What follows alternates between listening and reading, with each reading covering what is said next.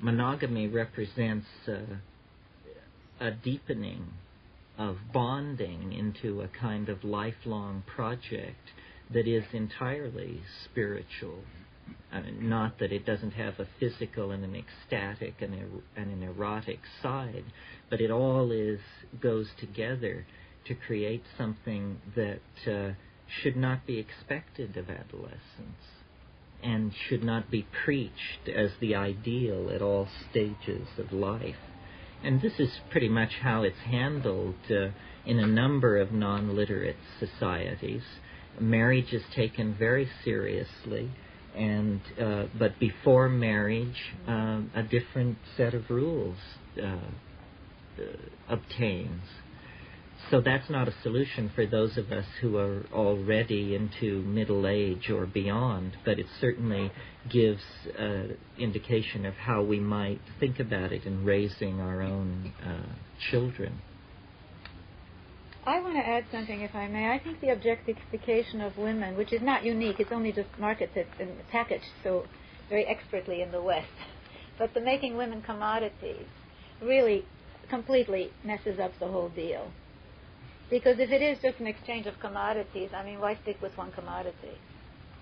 And that is not just the Western thing, but, if it's just a collection of body parts, like the pin-up girl or boy, right, which is sort of a way of getting into that.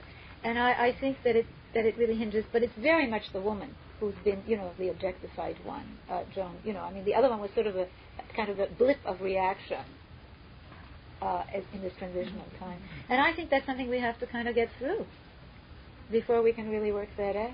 It's very hard to realize the power of woman as commodity in this society until you are away from it.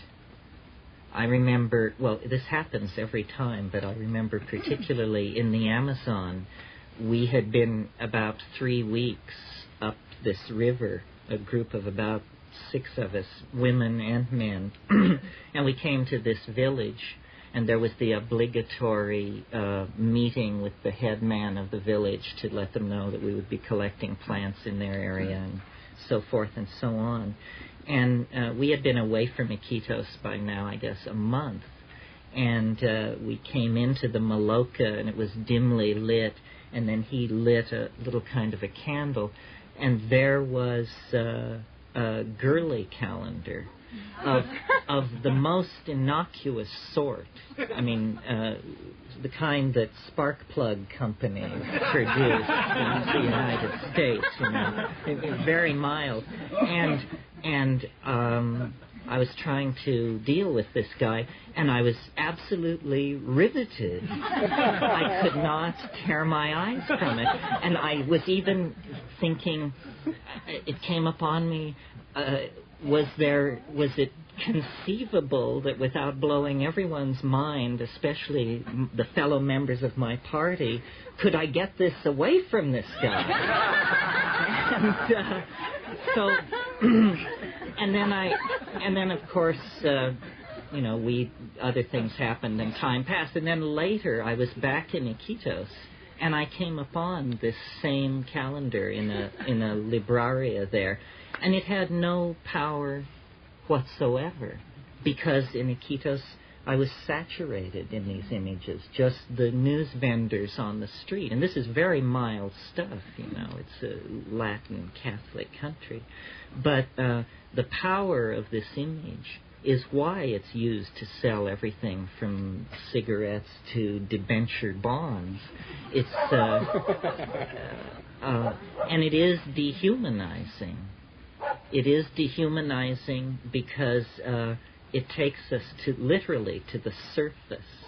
Everything is flattened. This is again this flattening of the primacy of experience, reducing everything to a sensation empty of emotional content. And if you can do it with women, you can do it with anything. I want to stop on that, because if you take just that away with you, as I think I said sometime, either last night or today, that what my work indicates is something that once you articulate it, it sounds obvious, but somehow it's been overlooked. And it's very simply this, that the way that a society structures that most fundamental of all relations, the relations between the female and the male half of humanity, because that's what women and men are, that profoundly affects everything. It doesn't just affect our individual life choices and role as women and men, which we of course experience, very clearly, and now we're very aware of it. But it affects every one of our social institutions, and that's really the objectification of women. The domination of women is the template, it's the model. Because if you can do that to your female twin, if you can do that to the person with whom you have the most intimate relationship, then why not do it to somebody whose difference is not one of sex, but of color, or of hairdo, or of politics or religion? It's the template, it's the model. And so what I really want to say to you is that these issues that we have been so thoroughly socialized to think of as, quote, just women's issues, are the central core issues that we better start paying attention to. And I am very definitely making a statement here that I passionately want to share with you.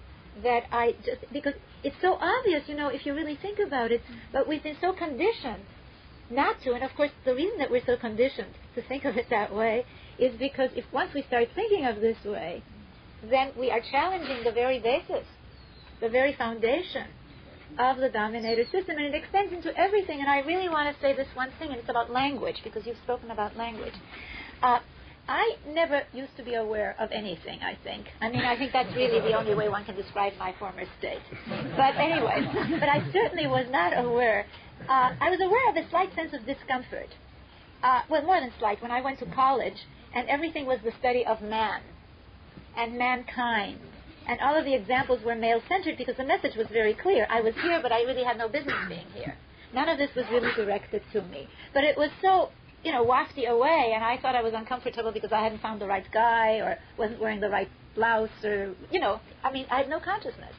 But now it's very clear to me that the whole use of male-exclusive language, the term man instead of human, the term mankind instead of humankind, the term he instead of she or he or we, that's a way of really linguistically almost short-circuiting.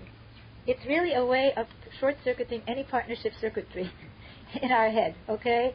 And that it's tremendously important. Have you noticed you've been using the word history a lot? Because his story, and I was thinking you can use the word her story also. Well, I was thinking about that because the title of this is of past history. I was thinking, how about our story? That's good, yeah. Because I kind of like to move from prehistory to history to our story. I know that sometimes we play with words because we just got married, and I had the same experience of feeling real resistance to being owned and all of that. And someone said, Mrs. Charles Brent. And I said, no, but this is Mr. Linda Brent. And I think sometimes when you reverse the thing, it doesn't seem so, it wasn't that it was awful to be called that, because I'm proud to be married to my husband. It was just that if you start reversing it that way and how absurd it sounds to call him Linda Brent, it makes it how absurd it is to call me Charles Brent. Where it doesn't sound so absurd otherwise. So I think when we start noticing those things, just to reverse them. Yeah. No, I think that's a very, very good thing. But this is how we're all beginning to notice these things, and it's fun. And it's a little uncomfortable, but it's much more fun than that. Well, there's a fellow, Dr. Warren Farrell, who's doing that. He talks about walking in someone else's shoes. He has interesting workshops because he has the women line up in rows according to their income. And then he has the men stand on chairs and turn around so that the women can see. Wonderful. Quite an impactful experience to witness and feel. I think experiencing it really makes a difference. David, you want to add something? Oh, okay. No, you have to get up. Watch your hand. As playing with words teaches a lot because I think it's coded, and so you can see history, as you said, as his story, but mystery is Ms. story.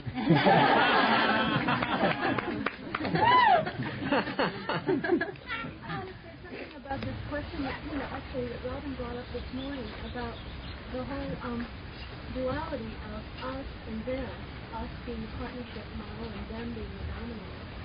And I was really plagued by that during lunch and thinking about how to get away from that, because in our own work together to shift this paradigm in the world, if we come from a place of duality, if we come from that place that Eve got to when she ate the apple of good and evil, we got to that first duality of good and evil, then in a sense we're shutting ourselves out from the garden of partnership.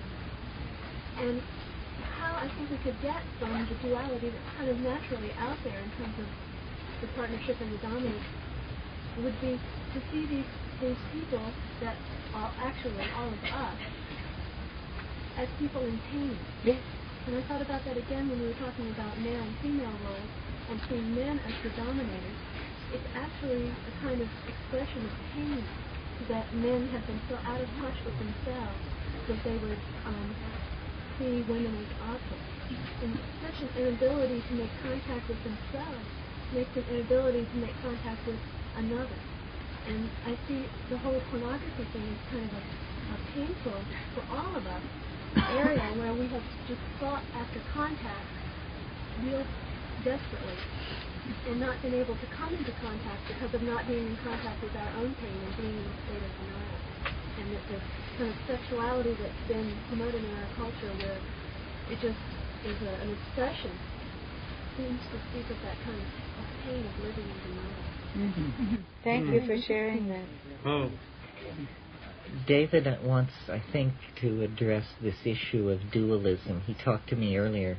Oh, good. Yeah, no, that's a very legit perspective. I think it's this question of the duality thing is so important that it needs to be thought through from a number of different perspectives. All I want to share with you is there's two perspectives that occurred to me after Robin brought it up this morning. See, I see it as absolutely essential for us to differentiate what's partnership versus what's dominating. And it is very necessary to go through this us and them process. And the same, there's two levels of meaning. One is in philosophy, dialectics.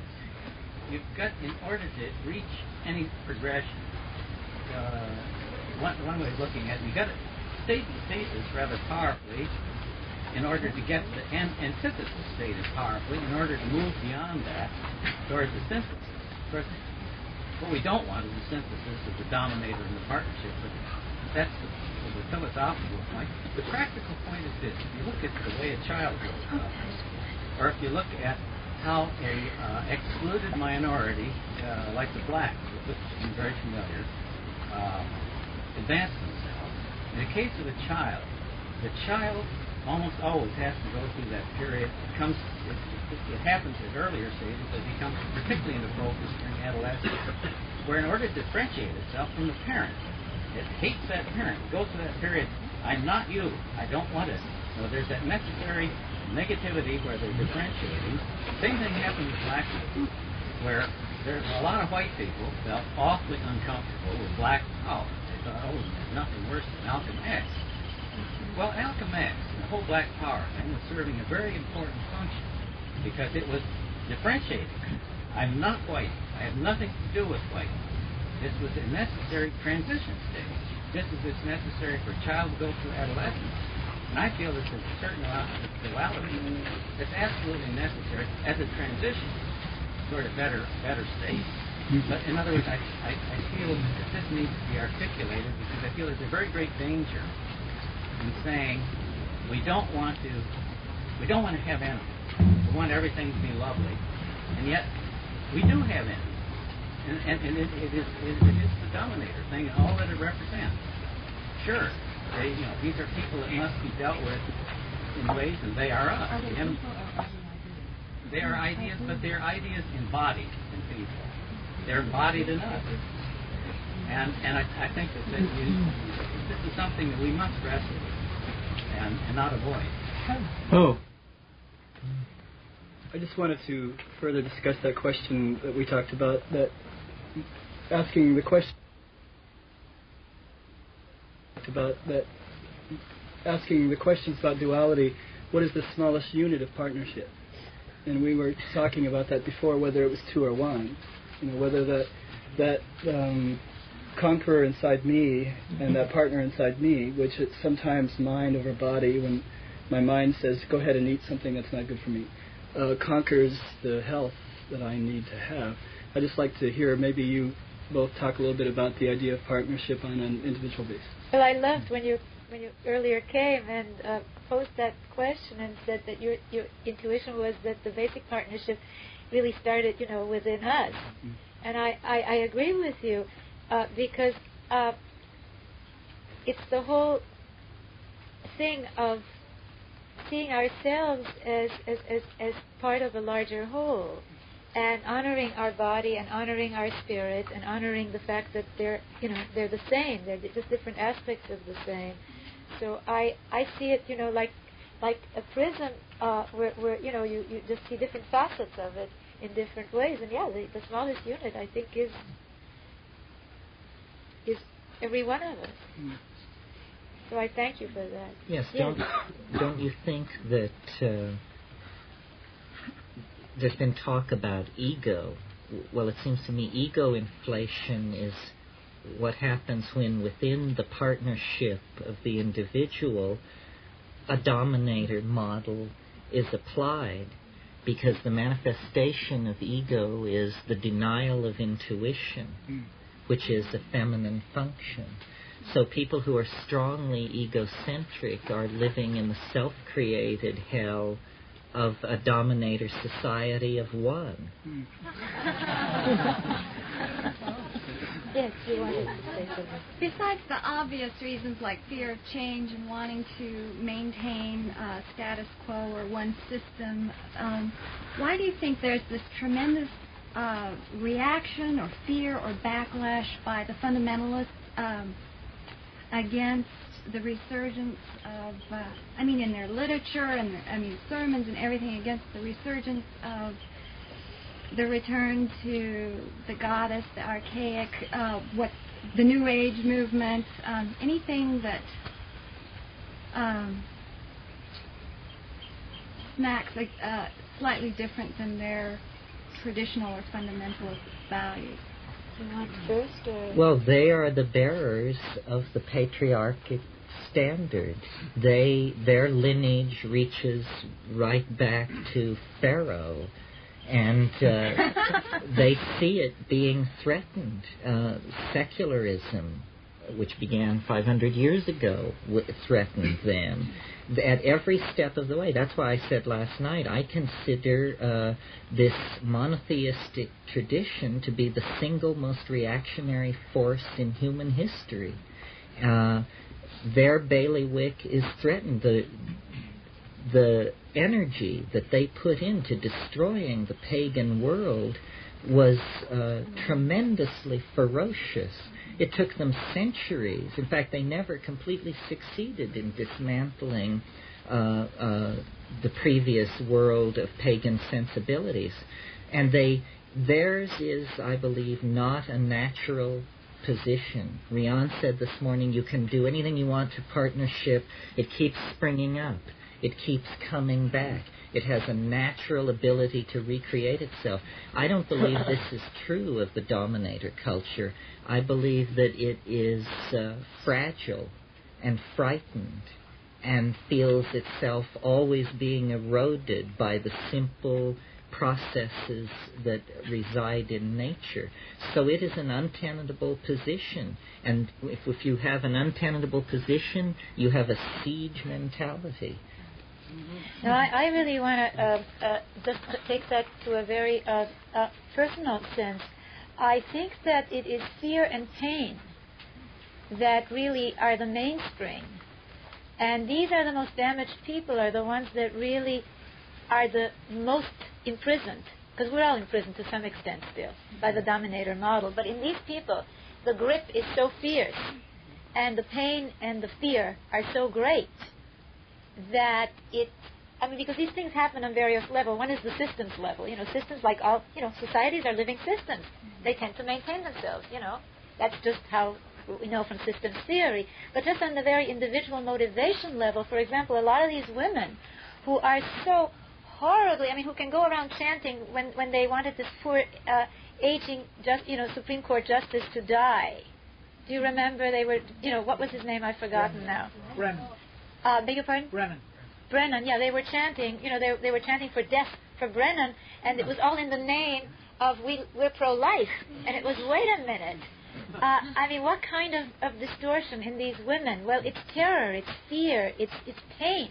And they lash out.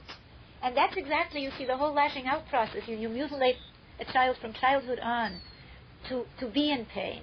Be it really through genital mutilation, or be it through child beating, or be it through psychological battering. All of these ways. And that's, I think, if you're asking in terms of the mechanics of it, it's very complex. But I think on the individual level, that's really, and it relates to your point about the enemy is, if there is an enemy, it is us. It is what has become part of us, but we can leave it behind, the pain. And the whole thing that we're talking about now is healing. Healing ourselves. Yeah. Yes. What impresses me about this particular subject is really the call to face the pain. Yes. And instead of looking out there for the source, either be it God or outer space, it's, in which so many of the patriarchal religions head the gaze in that direction, in the skyward direction. And why your question about mind and body, I think it relates to what Rhiannon is talking about right now. The call that's being made, and I think the same with your work, is to actually face very deeply what's going on within us, the profound alienation between mind and body. The objectification, not just of the feminine, but of Eros, the objectification of the body. And whether it's, with the visionary vegetables, or simply by attending to breath and watching the content of our minds produce in the way that they do, coming to really, as the Oracle at Delphi said it beautifully, knowing oneself completely, becoming completely aware, heightened and deepened awareness. So, I really resonate with what you're talking about in terms of coming into this partnership model, mind and body, and how we live this out, in relationship with each other, how actually partnering in the world becomes a context wherein we can discover, we get very extraordinary feedback when we're off.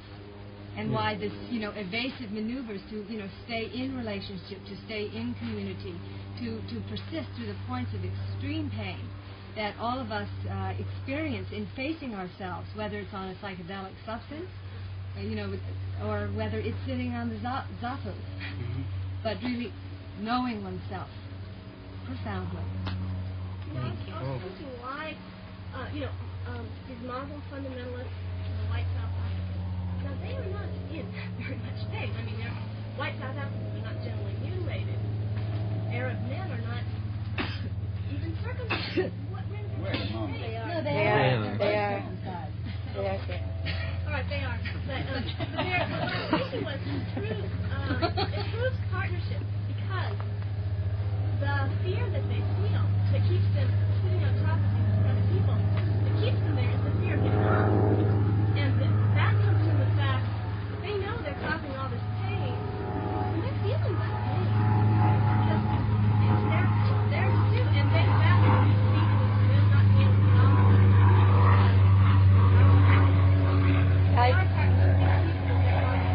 I'd like to really reiterate this issue of the selective deadening of empathy, because I think that empathy, this awareness that we're talking about, is so much part of this unique miracle that is our species. And the dominator model is so fascinating, because here's this gift we've been given, and institution after institution, practice after practice, is then ingeniously developed to deaden that gift of empathy in us. And hey, but I think that that's really one of the things. But you can't really kill it off, you see. No, you're right. You're right about that. But I think the point here is that as long as we do not face our own pain, we will create a lot for others. Yes. Wouldn't it? Finally, the domineering mentality would be like in a prison. I mean, a state penitentiary. I mean, you would take in that the feeling of being incarcerated, where you had that much fear, where there was that much power. But see, I think the incarceration image is a very apt one. I spoke about Theodore Roszak, and he spoke of how the 19th century wave of feminism really was one of the things, one of the first really historic frontal challenges to the dominator system, to what he called patriarchy. And he said that the reaction to it was one of terror, but the greatest thing was we had to keep imprisoned not only the women and the so-called inferior people and the enemy, but the woman that every man, as he put it, keeps locked inside his psyche. And I think that's a very apt image. But of course women too can be very cruel, and I think it's really very important that we disabuse ourselves of this whole idea that we're talking about women are terrific and men are forget it, because it's the dominator model distorts both women and men. It is true that the caring, that's one of the ironies, really the most important work in the society, which is the caring and the nurturing work of the society, has been relegated to the inferior group, to women. And then we wonder why we can't have social priorities that are more caring if those very people are excluded from power, right? Right. Talk about catch-22 here. So we're back to the, quote, women's issues, aren't we? What concerns me, once again, is this new role of the feminist man. If you go back and you see this image of erotic Pan, who was a consort of the goddess, who, if you go into history enough, was often sacrificed at the end of each year as part of this refeeding the goddess back. There was a blood sacrifice since the man did not bleed. And if you look at some of the Minoan frescoes, it's very easy. They're beautiful, and I wish I had some of them. The role of the man, you see a fresco of a man with fish. He fishes. All right? In other words, it's a productive role. You see the so-called young prince, which is really fascinating. It's most of the recovered Minoan single figures have been a tribute to the goddess, with a female priestess as the representative. But they find this one figure of a man, and they decide he's the young prince, right? Which is very, very interesting, because there's really not a trace of any king in Minoan, all right, in the Minoan culture. But nonetheless, he is a beardless youth, and he has flowers, and plumes, and he's walking through a garden. It's hardly your, macho warrior image. There are other things that men can do. Men did the bull leaping, and that was very interesting because it was a partnership with the women. If you look at the bull leapers fresco, so they obviously just did all kinds of things. They just didn't happen to specialize in killing. So yes. Would you like to make a summation? Is it time already? No. One more. Oh my goodness, yes, I think that we should just... Yes, please. I see technology as a symbol of dominant society, and I wanted you to address the question, if you could, of what the interface will look like and how we get to the interface of a partnership society with technology. I see like a clash of technology, but I wonder if that's I'm so glad you brought that up, because that makes a wonderful, wonderful place for something that I really felt that I want to very much address. What I'd like to suggest is that we look at technology as something that is really a human function, a human capacity. From day one, language is a technology of communication, isn't it? From the stick that even chimpanzees use, to help them dig up plants and what have you. That's a technology. It's a tool. Our tool-making capacity is really an extension of natural functions. An airplane does something that a bird does, but we've built it. So I look at technology neither as the villain or as the savior. I look at technology as something that other species have some technology. I think dolphins and whales probably would if they had hands, because they seem to have a high intelligence, but they don't. So we have this tremendous capacity for making tools, all the way to the most extraordinary things that we're getting today. That, I think, is a wonderful thing. And it can also be a terrible thing. And we're right back to the issue of technology being used using the template of a partnership or a dominator model of society. I'd like to suggest to you that the invention of machines, per se, did not have to result in these dehumanized assembly lines, where people themselves became cogs in the machine. I would like to suggest to you that if this prehistoric shift had not happened, that maybe the machines would have been used in a very, very different way. I would like to suggest to you that the great breakthroughs in technology actually came in what we may call more of a partnership-oriented era. In fact, all the basic technologies on which civilization is built came out of that era. They weren't as glitzy as what we've got today, although Minoan and Crete had the first paved roads in Europe. It had indoor plumbing. It got lost again. We don't find it again till, much later. But, they were what we would call, they compare they're much more high technology than a lot of the so-called developing worlds today. Okay? So, let's look at technology in terms of this template. But the dominator system, I've divided technology really, and that's a whole new session. Okay? By trying to categorize it in terms of different types of technologies. And one is technologies of domination, of destruction. And I'd like to suggest to you that technologies of domination and destruction, be it the use of the greater musculature and the development of this, of the brawn to kill of the so-called classical warrior, or the missile, that's built into the dominator system. And that really doesn't have that much to do with technology at all.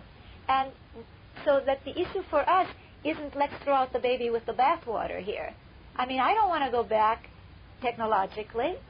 I think that we don't want to do that. What we want to do is to use the most advanced modern technology, and it almost takes us immediately back to the whole issue of how we use the hallucinogens, because we're right back there. You know very well that there have been experiments, not with some of the synthetic drugs, to use them for mind control. That's the ultimate dominator technology, isn't it? Thou shalt not eat of the tree of knowledge, because I've just given you in your water supply, the chemical that makes you sort of, completely pliable. Well, I'm saying, no. I made the distinction between hallucinogens and drugs, and pharmaceutically produced drugs, and there are experiments with that. But I'm saying that let's think of technology with those two templates, and I'd really like to leave that as my summation. This one can't be done with hallucinogens. So, it's the most powerful brainwashing agent. LSD is the most powerful brainwashing agent you know of. The partnership situation would be democratic. Yes. Surely. And of course the other autocratic. Yes, that's and right. autarkic. And the financial infrastructure would be, one would be laissez-faire private ownership, the other would be shared. Well, there would be degrees, and you might say capitalism and socialism. Maybe well, oversimplified, but that's what it gets down to.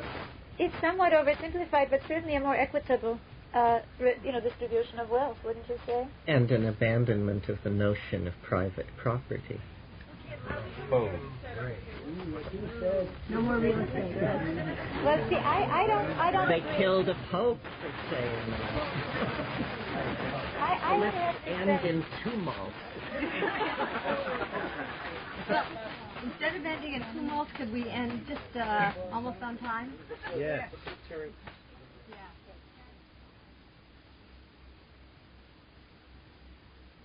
Oh, I thought we just had the summary.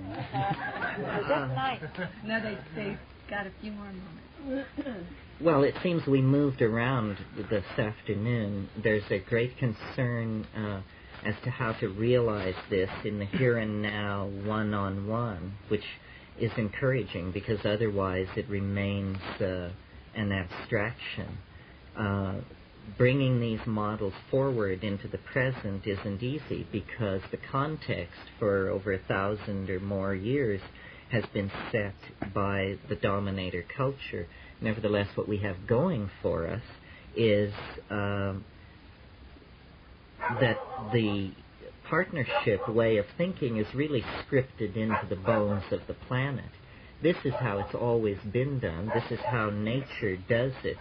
The Darwinian model of nature that we've inherited from the 19th century is simply another dominator fiction used to reinforce dominator mechanisms. The fact is that what nature really maximizes is cooperation, integration, and mutuality of support and relationship.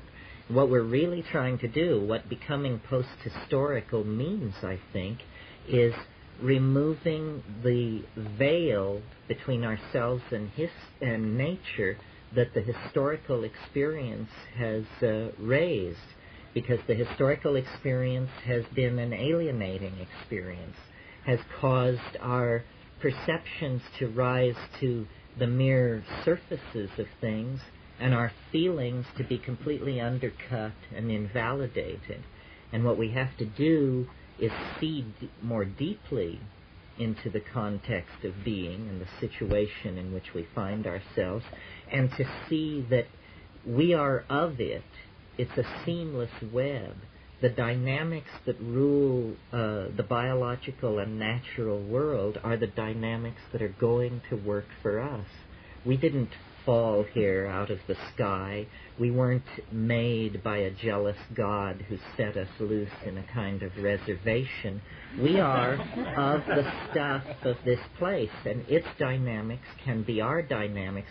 The problem is one of awareness, realization, recovery of this perception, sharing it, revivifying it, and realizing it. That's all. To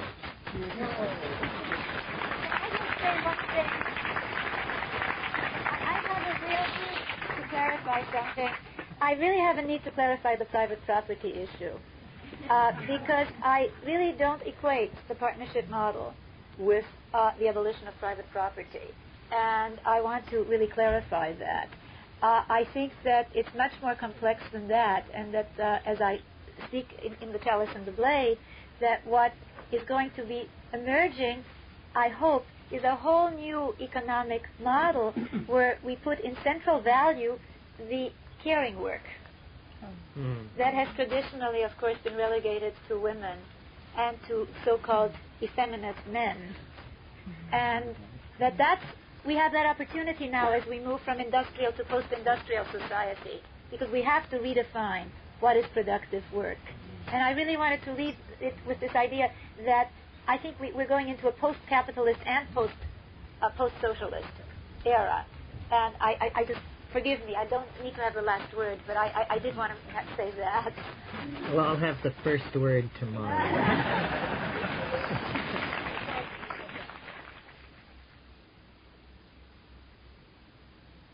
This is KPFK Los Angeles. We have been listening to the evening of the first day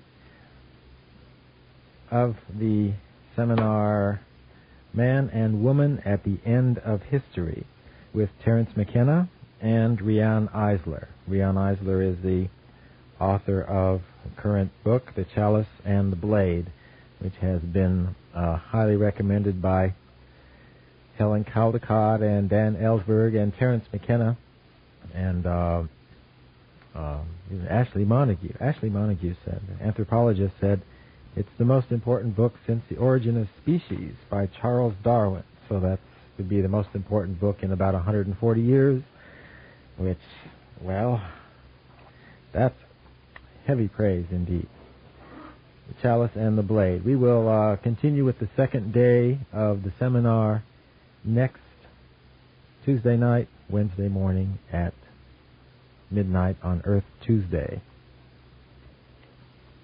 I'd like to thank two subscribers, by the way, Marlon Rojas of Los Angeles and Mick Liddell of Northridge. And Marlon has not subscribed for a while, but he's back, and Mick is a starving musician. I know a Mick who's not a starving musician. Anyway, he's subscribing for McKenna, Johnny Otis, Alan Watts, Roy, and Reggae. Terence McKenna. Oh, the tapes and Terence's appearance in Los Angeles, which is now not 2 months away, not 3 months away, not 2 months away, not a month away, 10 days, a week from Saturday. Terence is going to be in town. More about that in a minute.